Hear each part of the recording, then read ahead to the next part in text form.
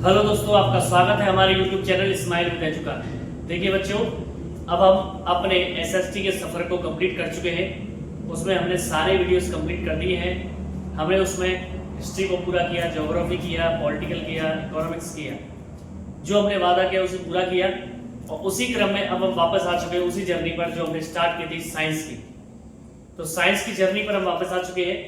Science की journey में हमने बायोलॉजी के 2 कंप्लीट कर लिए, फिजिक्स में हमने 2 चैप्टर कंप्लीट कर लिए। अब हम बायोलॉजी की तरफ आ चुके हैं। तो केमिस्ट्री और फिजिक्स के बाद हम बायोलॉजी की तरफ आ चुके हैं और यहाँ पर से हमारा सफर शुरू होता है। अब यहाँ से साइंस का सेगमेंट और साथ ही साथ जो एमसीक्यू चल रहे थे एसएसटी के वो चलते रहेंगे और जब ये कंप्लीट होगा तो आपको इनके भी एमसीक्यू मिलेंगे। साथ ही साथ जब पूरा हमारा कोर्स होगा तो आपको प्रीवियस ईयर के क्वेश्चंस भी कराए जाएंगे। बस चैनल से जुड़े रहिए, पूरी कोशिश की जाएगी, कुछ कमियां होंगी उन्हें सुधारा जाएगा। So let's start our journey of science. देखिए इंट्रोडक्शन। तो सबसे पहले मैं आपको चैप्टर का नाम बता देंगे। आज हम जो चैप्टर शुरू करने वाले हैं वो है लाइफ प्रोसेस, हिंदी में बोलते हैं जैव प्रक्रम। ठीक है, ये बायोलॉजी का पहला चैप्टर है। तो ऑल लिविंग थिंग्स, सभी सजीव चीजें परफॉर्म सर्टेन लाइफ, एक निश्चित प्रोसेसेस, क्रियाओं से गुजरती है। ये क्रिया करती है जैसे ग्रोथ, एक्सक्रीशन, रेस्पिरेशन, सर्कुलेशन। एक बार हम आपको इनका अर्थ बता देते हैं, but according to the CBSE हम आपको इसको समझाते हुए चलेंगे, बार बार हिंदी वर्ड का प्रयोग नहीं करेंगे। लेकिन कुछ बच्चे इसमें बिल्कुल नहीं समझ सकते, इसलिए हम कुछ जगह पर हिंदी वर्ड का प्रयोग कर सकते हैं। तो सभी सजीव जो निश्चित जीवन में निश्चित क्रियाएं करते हैं, जैसे ग्रोथ यानी विकास करना, एक्सक्रीशन यानी उत्सर्जन करना, रेस्पिरेशन यानी श्वसन क्रिया करना, सर्कुलेशन यानी आप जानते होंगे डबल सर्कुलेशन।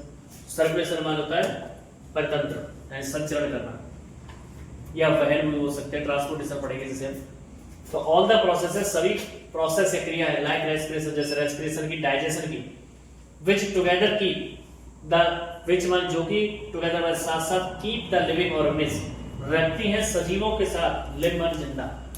यानी वे सभी क्रियाएं जैसे रेस्पिरेशन, डाइजेशन, ऐसी क्रियाएं जो साथ साथ जारी रहते हुए जीवों को जिंदा रखती हैं and perform the job of body, और कार्य करती है बॉडी का, या बॉडी जो हमारी शरीर है उनके द्वारा कार्य करता है मेंटेनेंस बनाए रखने के लिए, आर कॉल्ड लाइफ प्रोसेस, जैव प्रक्रम कहलाता है। अब इसको इसी भाषा में समझाते हैं कि जैव प्रक्रम किसे कहेंगे, कि वे सभी क्रियाएं जो जीवन में एक सजीव को जीवित रखने में या उनके अपनी बॉडी को मेंटेन करते हुए बनाए रखने में सहायता करती हैं, वही हमारी लाइफ प्रोसेस है। अब लाइफ प्रोसेस में पढ़ते हैं मोड्स ऑफ न्यूट्रिशन, यानी न्यूट्रिशन सबसे पहला पढ़ेंगे बेटा न्यूट्रिशन, उसके बाद पढ़ेंगे रेस्पिरेशन, इस तरीके से पढ़ेंगे। तो पहला पॉइंट पढ़ रहे हैं न्यूट्रिशन यानी पोषण। तो प्लांट में अगर न्यूट्रिशन देखें और न्यूट्रिशन एनिमल में पढ़ेंगे, वैसे आपको अजीब लग रहा होगा, एनिमल में हम भी आते हैं जानवरों में। तो न्यूट्रिशन इन प्लांट, तो प्लांट में न्यूट्रिशन पढ़ेंगे, और न्यूट्रिशन इन एनिमल्स, और हम एनिमल्स में न्यूट्रिशन पढ़ेंगे। तो न्यूट्रिशन इन प्लांट की बात करें तो प्लांट्स आर ऑटोट्रॉप्स। ऑटोट्रॉप्स किससे बोलते हैं, हिंदी में बोले तो स्वपोषी, यानी जो अपना भोजन स्वयं बनाते हैं वो ऑटोट्रॉप्स कहलाते हैं। तो plants are autotrophs, make their own food, वे अपना भोजन खुद बनाते हैं, eat animals for their food, और कह सकते हैं जानवरों को खाते हैं अपने भोजन के लिए। अब जानवर का मतलब आप अजीब लग रहा होगा, यानी कुछ पौधे ऐसे हैं जो कीड़े मकोड़ों को भी खा जाते हैं, कुछ पौधे, उनके लिए ये लाइन यूज की गई है। मैं आपको बता देता हूँ, ये जो लाइन है उन पौधों के लिए जो कुछ कीड़े मकोड़ों को भी खा जाते हैं। अब बात आती है न्यूट्रिशन इन एनिमल्स। तो देखिए एनिमल्स आर हेटेरोट्रॉप्स। हेटेरोट्रॉप्स क्या होता है, परपोषी, यानी ये वो हैं जो दूसरों पर निर्भर रहते हैं, परपोषी यानी अपना खाना खुद नहीं बनाते, दूसरों पर निर्भर रहते हैं। डिपेंड्स ऑन प्लांट, जो पौधों पर निर्भर रहते हैं, एंड अदर, और अन्य जीवों पर, है ना, मांसाहारी भी होते हैं। अब बात करते हैं ऑटोट्रॉपिक न्यूट्रिशन की। तो देखिए it is a kind of nutrition, ये एक प्रकार का न्यूट्रिशन है इनमें जिसमें इनऑर्गेनिक मटेरियल, अजैविक पदार्थ लाइक CO2, वाटर, यानी ये एक प्रकार का वो न्यूट्रिशन है जिसमें इनऑर्गेनिक मटेरियल जैसे CO2, वाटर आर यूटिलाइज, प्रयोग किए जाते हैं टू प्रिपेयर, तैयार करने के लिए ऑर्गेनिक फूड, जैविक भोजन, bye the process of photosynthesis. किसकी प्रक्रिया के द्वारा, फोटोसिंथेसिस की प्रक्रिया द्वारा। फोटोसिंथेसिस को क्या बोलते हैं बेटा, प्रकाश संश्लेषण, यानी प्रकाश संश्लेषण की क्रिया द्वारा अजैविक पदार्थों का प्रयोग करके ये अपना न्यूट्रिशन प्राप्त करते हैं। जैसे ग्रीन प्लांट, हरे पौधे, अब बात करते हैं द ऑर्गेनिज्म जीव विच कैरी आउट, जो जारी रखते हैं ऑटोट्रॉपिक न्यूट्रिशन को आर कॉल्ड कहे जाते हैं ऑटोट्रॉप्स। यानी वे जीव जो इस क्रिया को जारी रखते हैं वो ऑटोट्रॉप्स कहलाते हैं। तो ऑटोट्रॉप्स यूज करते हैं सिंपल इनऑर्गेनिक मटेरियल, साधारण अजैविक पदार्थों का, and convert into complex high energy molecules, और उन्हें किन में चेंज कर देते हैं, हाई एनर्जी मॉलिक्यूल्स में, यानी कार्बोहाइड्रेट में। ठीक है बेटा, किस में चेंज कर देते हैं, कार्बोहाइड्रेट में। अब बात करते हैं यहाँ पर समझने की। तो देखिए autotrophic nutrition is fulfilled by the process, यानी ऑटोट्रॉपिक न्यूट्रिशन पूरा किया जाता है प्रोसेस के द्वारा, विच ऑटोट्रॉप्स टेक, जो ऑटोट्रॉप करते हैं किसकी प्रेजेंस में, CO2 और H2O की, और कन्वर्ट वैसे बदल देते हैं इनटू कार्बोहाइड्रेट। किस में बदल देते हैं बेटा, कार्बोहाइड्रेट में। लेकिन किसकी प्रेजेंस में, क्लोरोफिल सनलाइट की में। यही क्या कहलाता है, फोटोसिंथेसिस। तो हम इसको शॉर्ट भाषा में समझ सकते हैं कि autotrophic nutrition is fulfilled by the process by which autotrophs take in CO2 and H2O, जिसमें वो CO2 और H2O को लेते हैं और कन्वर्ट इनटू कार्बोहाइड्रेट। इसे किसमें चेंज कर देते हैं, कार्बोहाइड्रेट में, है ना, कार्बोहाइड्रेट में, in the presence of chlorophyll and sunlight. सूरज की रोशनी और क्लोरोफिल की उपस्थिति में इसको चेंज कर देते हैं भोजन के रूप में। यही क्या कहलाता है, फोटोसिंथेसिस। अगर आप फोटोसिंथेसिस की इक्वेशन की बात करें तो आप इक्वेशन को समझ सकते हैं कि 6 CO2 और 6 H2O। ठीक है, इससे क्या बात, ये क्या है हमारे इनटेक, यानी ले रहे हैं वो, टेक इन कर रहे हैं, और किसके प्रेजेंस में कर रहे हैं, क्लोरोफिल और सनलाइट के में। तो हमारा जो प्रोडक्ट बन रहा है वो C6H12 और O6, ये वाला जो है C6H12O6 है, जिसका यूज किसमें करते हैं, वो अपने न्यूट्रिशन के लिए करते हैं, और बचा हुआ 6O2 इसको वो रिलीज करते हैं। ठीक है ना बेटा, ये प्रोसेस है हमारी न्यूट्रिशन की। अब नेक्स्ट है बेटा हमारा, समझते हैं इसे, रॉ मटेरियल फॉर फोटोसिंथेसिस, यानी फोटोसिंथेसिस की क्रिया पूरी करने के लिए क्या क्या चाहिए। तो एक तो सनलाइट चाहिए, दूसरा क्लोरोफिल चाहिए, तीसरा CO2 चाहिए, चौथा वाटर चाहिए। तो वाटर और CO2 की प्रेजेंस में कार्बोहाइड्रेट, और in the presence of chlorophyll and sunlight. तो it is an inorganic material, ये अजैविक पदार्थ है। सनलाइट एब्जॉर्ब बाय क्लोरोफिल, और सूरज की रोशनी को कौन एब्जॉर्ब करता है, क्लोरोफिल। अब CO2 की बात करें तो CO2 एंटर्स थ्रू स्टोमेटा, यानी CO2 एंटर करता है स्टोमेटा के जरिए, इसके बारे में आगे पढ़ेंगे। And oxygen is release, oxygen भेजी जाती है, छोड़ दी जाती है बाय प्रोडक्ट के रूप में, उत्पाद के रूप में, थ्रू स्टोमेटा, स्टोमेटा के जरिए ऑन लीफ, पत्तियों पर, यानी पत्तियों में पाए जाने वाले स्टोमेटा के जरिए ही CO2 को दिया जाता है और O2 को रिलीज किया जाता है। अब आता है वाटर। तो वाटर के साथ डिसॉल्व मिनरल, जो घुले हुए खनिज पदार्थ हैं, लाइक जैसे कि nitrogen, phosphorus, are taken up, लिए जाते हैं by the roots of the soil, यानी मिट्टी में पाई जाने वाली पौधे की जड़ों के द्वारा। अब पढ़ते हैं site of photosynthesis. Some cells contain green pigment, कुछ पौधे जो हरे रंग के पिगमेंट, जो क्लोरोफिल है हरा दिखाई देता है, वो ग्रीन पिगमेंट की वजह से, विच आर सेल ऑर्गेनल्स, जो हमारे सेल ऑर्गेनल्स हैं, कॉल्ड कहा जाता है क्लोरोप्लास्ट, यानी सेल का एक अंग जिसे हम सेल ऑर्गेनल्स कह सकते हैं, वो ग्रीन पिगमेंट में प्रेजेंट रहता है, ये कह सकते हैं ग्रीन पिगमेंट इस सेल ऑर्गेनल में रहता है, वही क्लोरोप्लास्ट है, विच कंटेन क्लोरोफिल, जिसमें क्या होता है, क्लोरोफिल। दोबारा समझिए कि कुछ सेल्स में ग्रीन पिगमेंट होता है, जिनमें सेल ऑर्गेनल होता है, वो क्लोरोप्लास्ट कहलाते हैं, और क्लोरोप्लास्ट में ही क्या पाया जाता है, क्लोरोफिल। आशा करता हूं, आई होप आप समझ गए होंगे। अब आप देख सकते हैं यहाँ पर इस चित्र में, मैं आपको डायग्राम में थोड़ा बहुत नहीं दिखाई दे रहा है, बता देता हूँ। ये पत्ती का बिल्कुल बीच का सिरा जो दिखाई दे रहा है, इस तरीके से पत्ती होती है, आपने देखा होगा। तो ये बीच वाला जो सिरा दिखाई दे रहा है आपको, ये कहलाता है बेटा मिड रिम, मिड रिम। ठीक है, अब मैंने इसे डिवाइडेशन किया है, इसके बीच में जो दिखाई दे रहा है, ये आपका लीफ ब्लेड, लीफ ब्लेड दिखाई देगा। साथ में आपको ये नसें दिखाई दे रही होंगी, ये है वीन, जैसे वेन्स आदमी के अंदर होती है।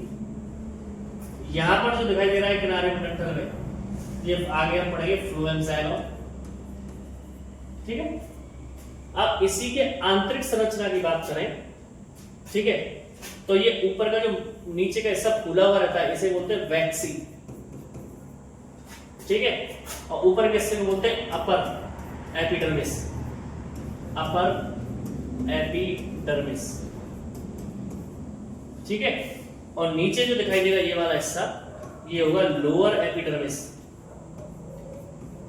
ये आपकी बुक में है अगर आपको इमेज साफ ना दिखाई दे रही हो तो, ठीक है। बाकी ये सारा गार्ड सेल्स की बात है, ये हम अगले चित्र में पढ़ेंगे। अब ये आपको जो दिखाई दे रहा है इसके अंदर ये हरे रंग का दिखाई दे रहा है, ये है बेटा क्लोरोप्लास्ट, और इसी क्लोरोप्लास्ट में क्या पाया जाता है, क्लोरोप्लास्ट, इसी में क्या पाया जाता है बेटा, क्लोरोफिल, ठीक है।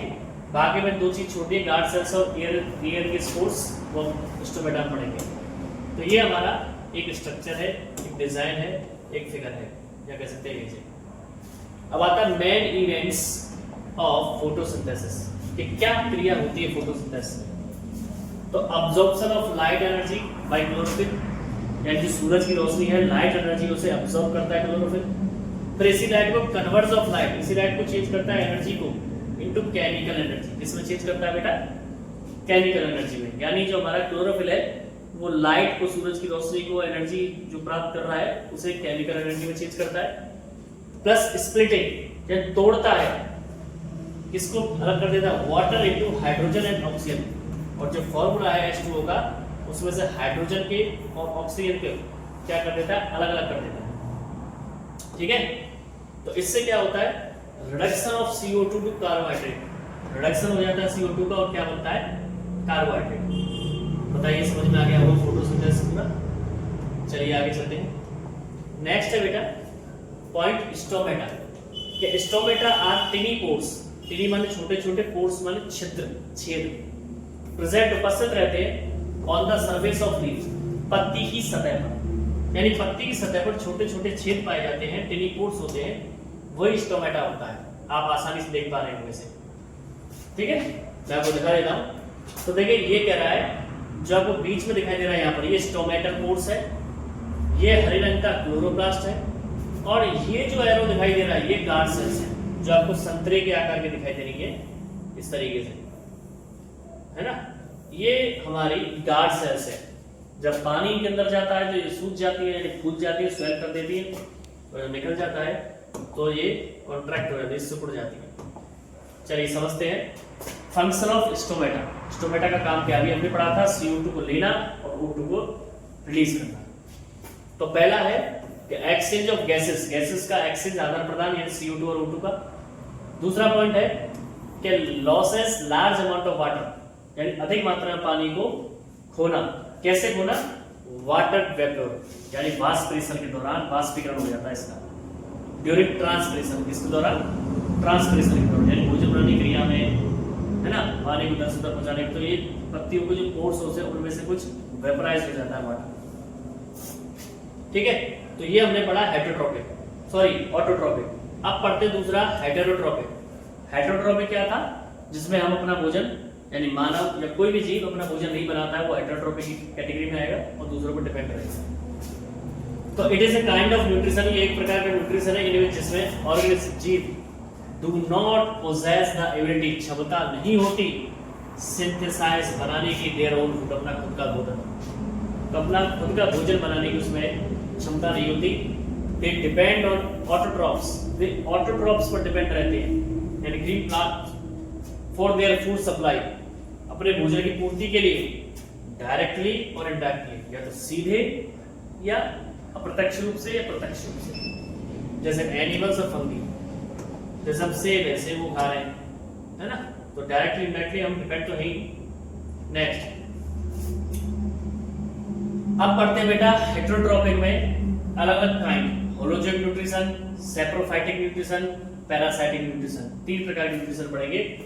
तो नंबर 1 पढ़ते हैं बेटा हम होलोजोइक, फिर उसके बाद पढ़ेंगे नंबर 2 पे सैप्रोफाइटिक, और नंबर 3 पर पढ़ेंगे पैरासाइटिक। तो पहला है होलोजोइक न्यूट्रिशन, यानी ये होलोजोइक न्यूट्रिशन क्या होता है कि जिसमें एनिमल्स में ध्यान रखना, केवल जानवर नहीं, हम भी आते हैं, लेते हैं भोजन को, सॉलिड फूड को, and break down inside the body, और उसको हम अंदर जाकर के टुकड़े करते हैं या उसका यूज करते हैं, जैसे अमीबा और एनिमल्स। अब सैप्रोफाइटिक सुनिए, यानी वे जीव जो फीड ऑन डेड, जो खाते हैं मरे हुए या सड़े हुए चीजों को, जैसे फंगी, वो सैप्रोफाइटिक है। अब पैरासाइटिक सुनिए, क्या पैरासाइटिक लिव इनसाइड, पैरासाइटिक रहते हैं अंदर और आउटसाइड या बाहर अदर ऑर्गेनिज्म, अन्य जीवों के, and drive nutrition from it, और इनसे ही न्यूट्रिशन प्राप्त करते हैं, जैसे जुआ। ठीक है, जुआ क्या है, हमारे सर में है, तो वो हमें मार तो नहीं रहा है, लेकिन हमसे ही न्यूट्रिशन प्राप्त कर रहा है, जैसे कस्टिडा यानी प्लांट पैरासाइट, और टिक्स। ठीक है, टिक्स वाला लीक होता है। अब पढ़ते हैं हम बेटा how organism obtain their food, कि कैसे अपना भोजन प्राप्त करते हैं। तो सबसे पहले हम तो यूनिसेलुलर नहीं है बल्कि मल्टी सेलुलर है, इसलिए हम सबसे पहले यूनिसेलुलर की बात करेंगे, यानी एक कोष के जीव की, जिसे हम सिंगल सेल ऑर्गेनिज्म कह सकते हैं। तो फूड इज टेकन अप, भोजन लिया जाता है थ्रू एंटायर सरफेस, पूरी सतह के द्वारा, क्योंकि यूनिसेलुलर है तो उसके जब पूरी सरफेस है, मैं आपको यहीं से बताता चलूंगा, ये आपको दिखाई दे रहा होगा, ये बाहर का जिस तरह है, पूरी सरफेस जो है ये क्या करेगी, यूज करेगी किसको लेने का, भोजन को, जैसे अमीबा और पैरामीशियम। अब एग्जांपल से समझते हैं, आप देख पा रहे होंगे एरो से कि यहाँ पर फूड पार्टिकल है, ये अमीबा का चित्र है, इसने क्या है अपनी एंटायर सरफेस को, यानी बाहर की सरफेस को क्या किया है, भोजन को बढ़ाना शुरू कर दिया है। फिर कॉन्ट्रैक्टाइल वैक्यूल, यानी उसने अपने आप को सिकुड़ना शुरू कर दिया। जब भोजन का टुकड़ा अंदर चला गया तो उसके बाद इंजेस्टेड फूड पार्टिकल, यानी फूड पार्टिकल को अंदर ले लिया, और उसके बाद तो आप देख रहे हो ये जो इंजेक्शन की प्रक्रिया हो गई है, भोजन को लेना, फिर अंदर ले जाकर डाइजेस्ट करना, फिर उसके अंदर ले जाकर पचे भोजन को एब्जॉर्ब करना, उसके अंदर पाए जाने प्रोटीन को। उसके बाद जो उसका भोजन अंदर गया है, उस भोजन में से प्रोटीन विटामिन को यूज करते हुए अपने सेल तक, न्यूक्लियस तक ले जाना, उसके बाद इजेशन, यानी जो वेस्टेड पार्ट है उसको रिमूव करने का काम। तो ये अमीबा का फिगर है। इसी प्रकार आप पैरामीशियम समझ सकते हैं, अमीबा ने अपनी बॉडी की सरफेस का यूज किया, लेकिन पैरामीशियम में क्या होता है, बाल यानी हेयर होते हैं, पतले पतले से बहुत छोटे होते। तो cilia present all over the body, cilia पाया जाता है पूरे शरीर पर। सीलिया क्या होता है, जैसे मैं आपको एक फिगर बनाऊं, ये मान लीजिए, आप मान लीजिए मैं आपको पैरामीशियम बना तो नहीं पाऊंगा, लेकिन कोशिश कर सकता हूँ, जैसे मैंने ये बना दिया पैरामीशियम। ठीक है, तो इसकी सरफेस पर इस तरीके से बाल से होते हैं, इन बालों से जकड़ लेता है इस फूड को, भोजन को भी चीज जो उसको खाने की है ना, जैसे कीट पर टंगे हो या कोई भी चीज, इस तरीके से ये सीलिया है। तो सीलिया इसकी पूरी बॉडी में प्रेजेंट रहती है, ये सीलिया कहलाती है। टेक इन फूड, भोजन लेता है एट ए स्पेसिफिक स्पॉट, एक विशेष स्थान पर। अब बात करते हैं न्यूट्रिशन की, पढ़ते हो न्यूट्रिशन ही रहेगी, तो उससे आगे समझते हैं कि डिफरेंट ऑर्गेनिज्म, अलग अलग जीव यूटिलाइज, उपयोग करते हैं डिफरेंट न्यूट्रिशनल प्रोसेस, अलग अलग पोषण क्रियाओं की, एज जैसा कि इट डिपेंड्स, ये निर्भर करते हैं upon the source of carbon, carbon के सोर्स पर where the food is taken, जहां से भोजन लिया जा रहा है। ठीक है, जैसे यहाँ पर ये प्रोसेस बताइए बेटा, जो भी हमने समझी थी अभी आप, कि पहले हम 5 प्रोसेस की बात कर रहे हैं डाइजेशन में। पहले इंजेक्शन करेंगे या लेंगे, फिर डाइजेस्ट करेंगे, फिर उसे एब्जॉर्ब करेंगे, फिर उसके प्रोटीन विटामिन को लेंगे पूरी बॉडी तक, फिर लास्ट में रिमूव कर देंगे, फिर ये कराएगा इंजेक्शन। ठीक है, नेक्स्ट चलिए, यहाँ पर हमारा पहला पार्ट फिनिश होता है बायोलॉजी का, जहां पर आज हमने न्यूट्रिशन के बारे में पढ़ा, ऑटोट्रॉप्स के बारे में पढ़ा, हेटेरोट्रॉप्स के बारे में पढ़ा, होलोजोइक के बारे में पढ़ा, ठीक है, पैरासाइटिक के बारे में पढ़ा। तो इस तरीके से सैप्रोफाइटिक, ये चीज हमने आज समझी, फोटोसिंथेसिस को समझा। तो इस चीज को आप दोबारा रिवाइज कीजिएगा, बेहतरीन समझ में आएगा। आशा करता हूं आपको वीडियो पसंद आया होगा। तो हमारे चैनल पे जुड़े रहें, लाइक करें, शेयर करें, सब्सक्राइब करें, प्रमोट करना ना भूलें। Stay healthy and stay fit. जय श्री श्याम।